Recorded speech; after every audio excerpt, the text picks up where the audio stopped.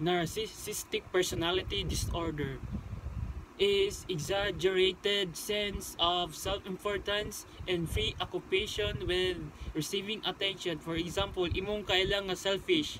Gusto niya is ang iyang gusto mooy matsunod. Bisa gusto na nimo ang butang kung pero dili niya gusto, wala siya pakialam sa imo. Basta iyang gusto is iyang matuman. Mo na ang mga tao nga nay disorder na narcissistic personality disorder. Histrionic personality disorder.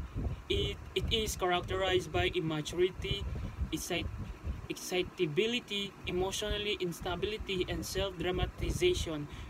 Which means, ang isa ka tao, gusto niya, ang pansin is mahatag sa iya. For example, imong classmate nga pabida, di ba ang pabida ni mga classmate, gusto niya naa sa iyang pansin. Mangita gid siya way para mapansin siya sa inyong teacher.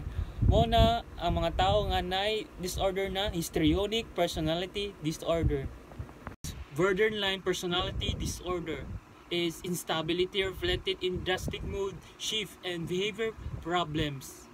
Behavior of a person shift instantly or mood swing, which means behavior of a person is instantly change with no reason. Example, sa imong friend, nagstorya pa lang mo, happy-happy pa mo, then pag minutes ago nikalit lang ka sa ko nga wala ka kabalo unsay rason. So ang imong amigo na ay disorder na borderline personality disorder. Dependent personality disorder, extremely dependent of other people and they feel panic to be alone, which means a person can make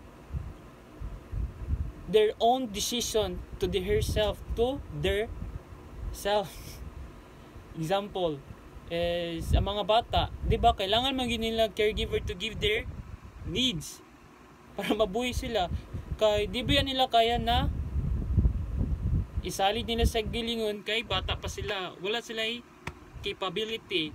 So mo na mga kung nagkailangan na nga isalig tanan sa imo is na sila characteristics na dependent personality disorder. Passive aggressive personality disorder.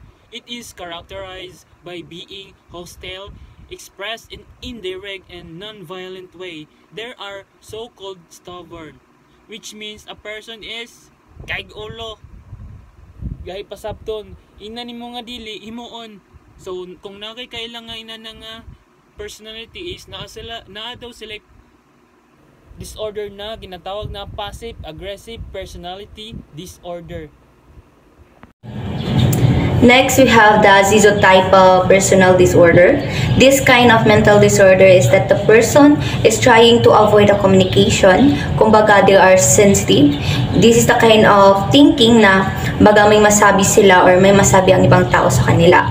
And also, because of this disorder, they cannot maintain a good relationship to others because they avoid communication. So, we have also a schizoid personal disorder.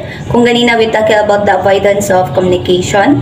Now, here in schizoid, mo ang mga tao na they cannot express their feelings. Kumbaga, they are loners. They are lack of social skills to talk to anyone. And, they're also mga antisocial ni sila. So next is compulsive personality disorder.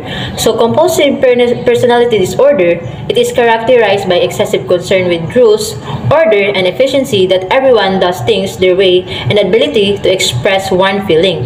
So this kind of condition, or mga tao na na condition, kay marked by an extensive preoccupation with perfectionism. So for example of this compulsive personality disorder is perfectionism, devotion to work, hoarding, difficulty delegating, and self-criticism.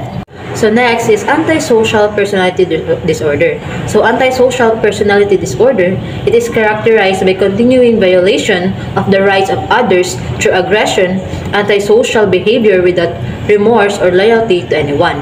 This kind of disorder characterized by impulsive, irresponsible, and often criminal behavior. Someone with this kind of conditions typically be manipulative, deceitful, and reckless. So example is deceiving others, lack of empathy, impulsive behavior, and blaming others. So hello, today I'm going to talk about how some people can feel really worried or scared in all the time and how that can affect their lives. So for example is someone or people with social anxiety might be really afraid to go to parties or talk in front of people because they worry about what others will think of them. So there's also something called panic disorder. So the panic disorder is a person might suddenly feel super scared and have a really fast heartbeat, sweat a lot, shake, or have a trouble breathing. So this feeling can be really strong and can happen without any warning.